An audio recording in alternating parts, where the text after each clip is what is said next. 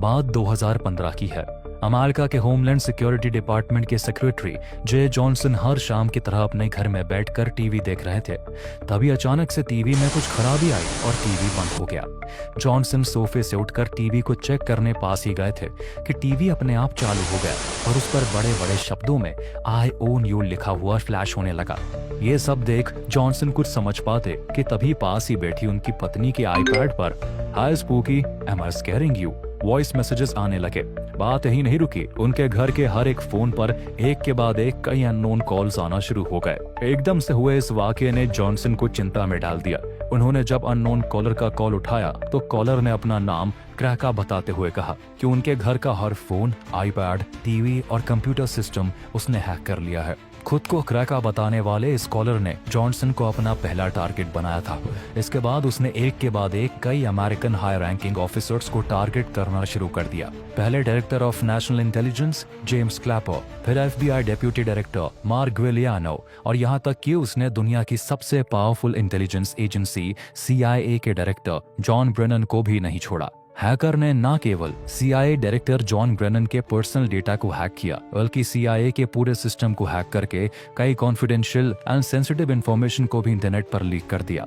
यहाँ तक कि अफगानिस्तान और ईरान में CIA के कई क्लासिफाइड इंटेलिजेंस ऑपरेशंस की जानकारी को भी हैकर ने चुरा लिया। जाहिर सी बात थी कि ये सभी इंफॉर्मेशन लीक होने पर अमेरिकन गवर्नमेंट के लिए एक बड़ी मुसीबत खड़ी हो सकती थी।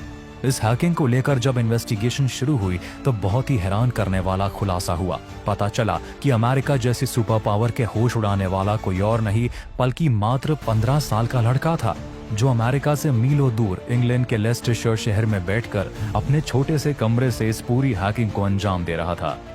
इस खबर के बाहर आते ही अमेरिका को पूरी दुनिया के सामने शर्मिंदा होना पड़ा कि कैसे एक स्कूल में पढ़ने वाले लड़के ने अमेरिका की टॉप एजेंसीज की सिक्योरिटी को एक्सपोज करके रख दिया।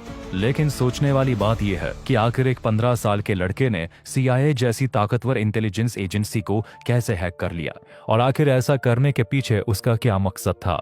हैकिंग की दुनिया में क्रैका नाम से पॉपुलर ये लड़का काफी लंबे वक्त से CIA को टारगेट करना चाहता था, पर इसके मकसद को कामयाबी 2015 में मिली। CIA को टारगेट करने के इसके अपने पर्सनल रीजंस थे। क्रैका पैलेस्टाइन समेत मिडिल ईस्ट में हो रही जंग के लिए अमेरिका को जिम्मेदार मानता था। उसे अमेरिका से चिढ़ होने लगी थी, इसलिए वो अपने तरीके से अमेरिकन गवर्नमेंट से बदला लेना चाहता था। लेकिन इतना बड़ा काम अकेले कर पाना मुश्किल था, इसलिए उसे इस काम के लिए अपने ही जैसे किसी मास्टरमाइंड की जरूरत थी। इसलिए क्रैका ने क्रैकास विद एटीट्यूड नाम की एक हैकिंग कम्युनिटी बनाई, जिसमें वो अपने जैसे कई और हैकर्स को जोड़ लेता है। क्रैका की इस हैकिंग कम्युनिटी में एक डिफॉल्ट नाम का हैकर भी शामिल होता है, जो क्रैका से न सिर्फ उम्र में बड़ा होता है बल्कि हैकिंग के एक्सपीरियंस में भी उससे काफी आगे था। यूं तो डिफॉल्ट भी केवल 23 साल का ही था, लेकिन वो अब तक हैकिंग की दुनिया में कई कारनामों का अंजाम दे चुका था, जिस वजह से क्रैका द्वारा की गई CIA की हैकिंग में डिफॉल्ट एक इम्पोर्टेंट रोल प्ले करता है। डिफॉल्ट की हैकिंग की कहानी 2008 में शुरू होती है, जब अनोनिमस नाम का हैकिंग ग्रुप हर दूसरे दिन न्यूज की हेडलाइंस में बना रहता था। They call themselves anonymous. They are hackers on steroids. Anonymous कभी सोशल कॉज के लिए तो कभी पॉलिटिकल पर्पस के लिए बड़ी बड़ी कंपनीज और गवर्नमेंट की वेबसाइट्स को हैक करके उन पर अपने मन मुताबिक चीजें पब्लिश कर देता।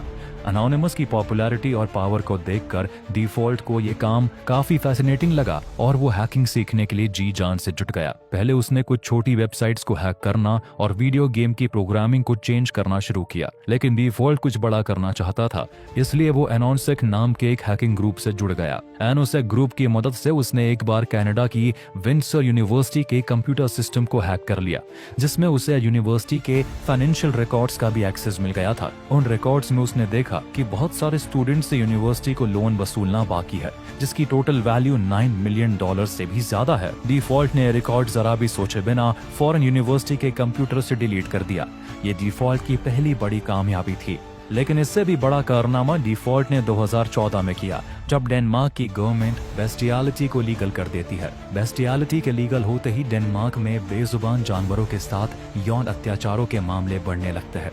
इस लॉ के खिलाफ जहां एनिमल राइट एक्टिविस्ट सड़कों पर थे, तो वही डिफॉल्ट ने अपने तरीके से इससे निपटने का सोचा। बेस्टियलिटी के लीगल होने से डिफॉल्ट को काफी ठेस पहुंची, क्योंकि उसके पास भी एक पालतू कुत्ता था जिससे वो काफी इमोशनली अटैच्ड था, जिस वजह से डेनमार्क में जानवरों पर हो रही इस ज्यादती के खिलाफ वो कुछ करना चाहता था। इसलिए डिफॉल्ट ने अपने हैकिंग ग्रुप के साथ मिलकर डेनमार्क गवर्नमेंट के ऑफिशियल वेबसाइट को हैक किया और उसे पूरी दुनिया के सामने एक्सपोज कर दिया। उसके बाद उसने बेस्टियलिटी के फेवर में बात करने वाली सभी वेबसाइट्स को भी हैक करके उन्हें बंद कर दिया।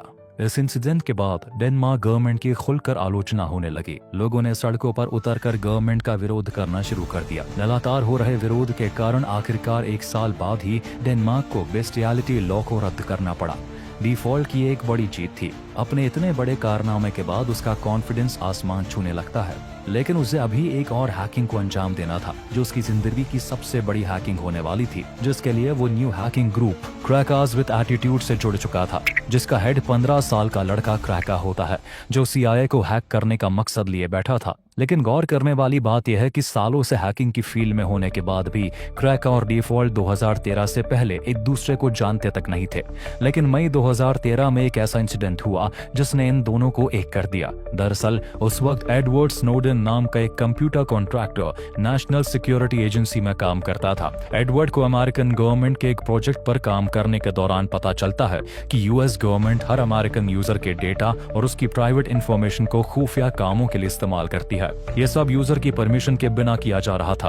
ऐसा करना सीधे तौर पर हर एक इंडिविजुअल की प्राइवेसी के खिलाफ था। एडवर्ड US गवर्नमेंट और CIA के सीक्रेट का खुलासा करना चाहता था, लेकिन अमेरिका में रहकर अमेरिकन गवर्नमेंट की सीक्रेट इंफॉर्मेशन को लीक करना उसके लिए सेफ नहीं था। इसलिए स्नोडेन कुछ दिन की छुट्टी लेकर हांगकांग चला गया। हांगकांग में एडवर्ड ने ग्लेन ग्रीनवॉल्ड, लॉरा पोइट्रास और बार्टन जेलमैन समेत कई जर्नलिस्ट को सभी एविडेंसेस के साथ इंटरव्यू दे दिया। इंटरव्यू ब्रॉडकास्ट होते ही US गवर्नमेंट का ये सीक्रेट पूरी दुनिया के सामने एक्सपोज हो गया। लोग सड़कों पर उतर आए और US गवर्नमेंट और CIA का जमकर विरोध होने लगा।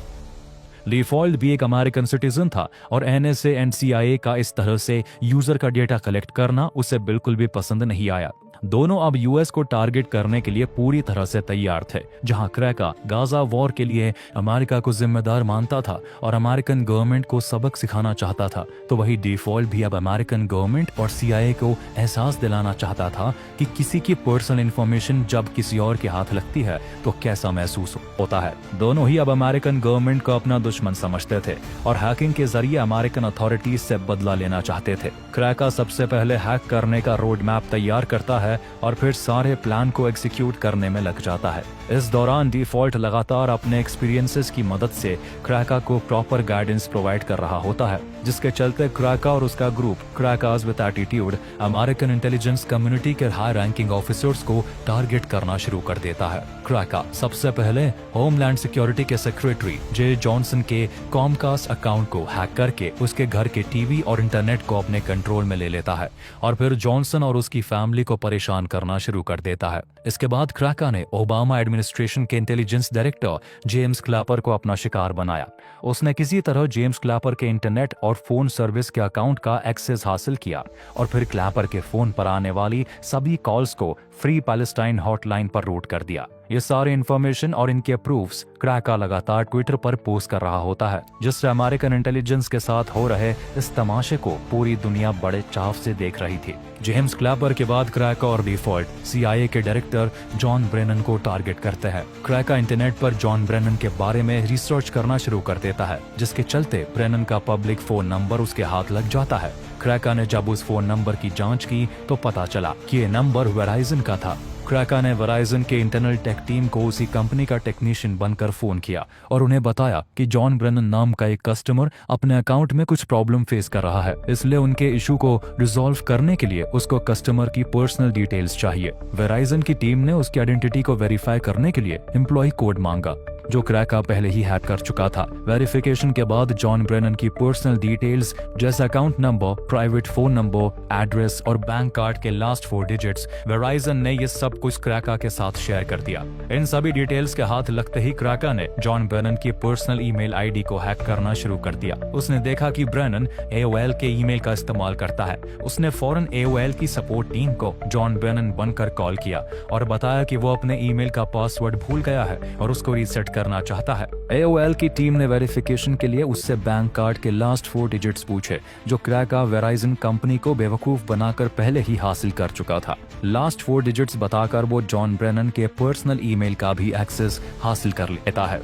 क्रैका ब्रेनन के ईमेल्स को खंगालना शुरू करता है और साथ ही वो डिफॉल्ट को ब्रेनन का प्राइवेट फोन नंबर शेयर कर देता है। नंबर मिलते ही डिफॉल्ट ने जॉन ब्रेनन को कॉल पर कॉल करना स्टार्ट कर दिया। कभी वो ब्रेनन से बदतमीजी से बात करता तो कभी उसको गालियां देता। वो कभी $2 ट्रिलियन की डिमांड करता है तो कभी गुस्से में पैलेस्टाइन को आजाद करने और वहां हमलों को रोकने के लिए धमकाता। ये ब्रेनन की जिंदगी का पहला इंसिडेंट था जब उनके साथ ऐसा कुछ हो रहा था। वो क्लूलेस थे। अमेरिका के सबसे पावरफुल इंसानों में से एक जॉन ब्रेनन को फोन करना तो दूर की बात, उनका पर्सनल नंबर जानना भी एक बहुत बड़ी बात थी। लेकिन यहाँ न केवल फोन नंबर बल्कि CIA के डायरेक्टर का पर्सनल ईमेल का कंट्रोल भी एक 15 साल के लड़के के हाथ में था, जो ब्रेनन के एक एक ईमेल को खोल कर देख रहा था। हर एक ईमेल के साथ क्रैका का एक्साइटमेंट बढ़ता जा रहा था। दरअसल जॉन ब्रेनन के ईमेल में न सिर्फ उनका पर्सनल डेटा था, बल्कि उनमें CIA और FBI समेत अमेरिकन गवर्नमेंट के काफी सेंसिटिव और कॉन्फिडेंशियल डॉक्यूमेंट्स भी मौजूद थे।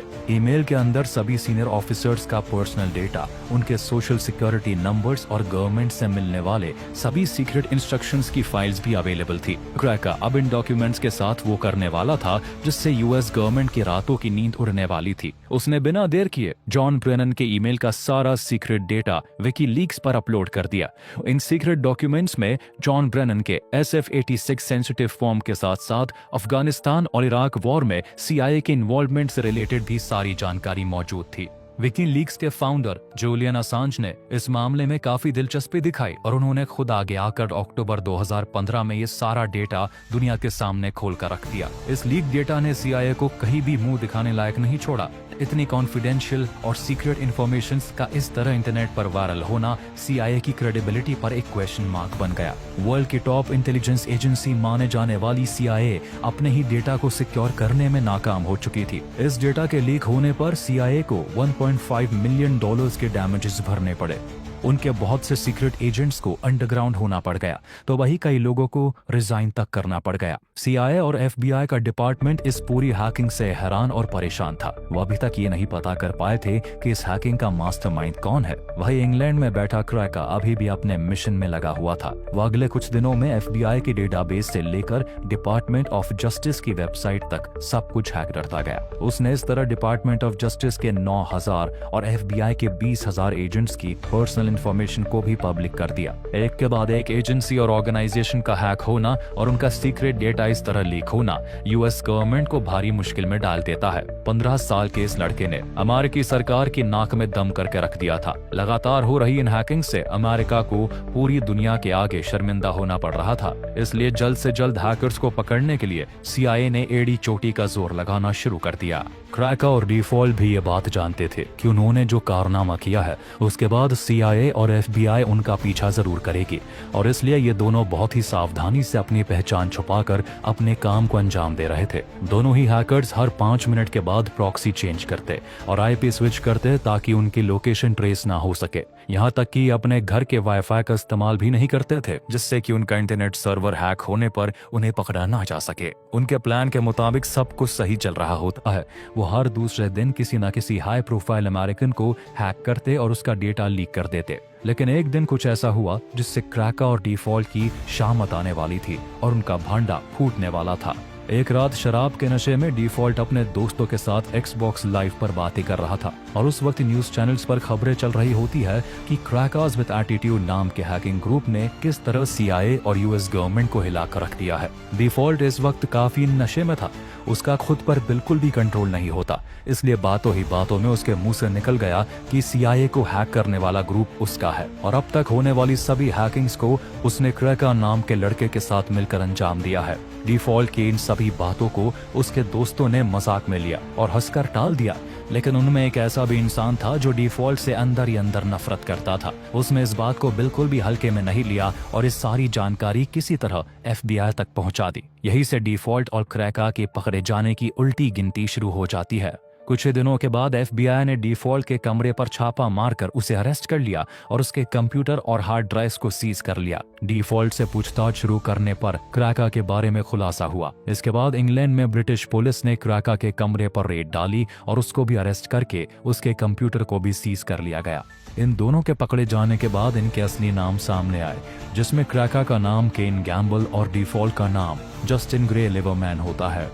क्रैका यूके में हैकिंग के लिए जेल जाने वाला पहला नाबालिग था, इसलिए क्रैका की कम उम्र को देखते हुए उसको केवल 2 साल की सजा सुनाई जाती है, लेकिन डिफॉल्ट को 5 साल के लिए जेल की सलाखों के पीछे भेजा जाता है। साथ ही उसको $1,45,000 का हर्जाना भी भरना पड़ता है। 2 साल की सजा पूरी करने के बाद क्रैका जब जेल से छूटता है तो वो किसी को भी कोई इंटरव्यू नहीं देता और इसके बाद से वो हैकिंग और इंटरनेट की दुनिया से बिल्कुल गायब हो जाता है। वही डिफॉल्ट 5 साल की सजा काट कर बाहर आता है।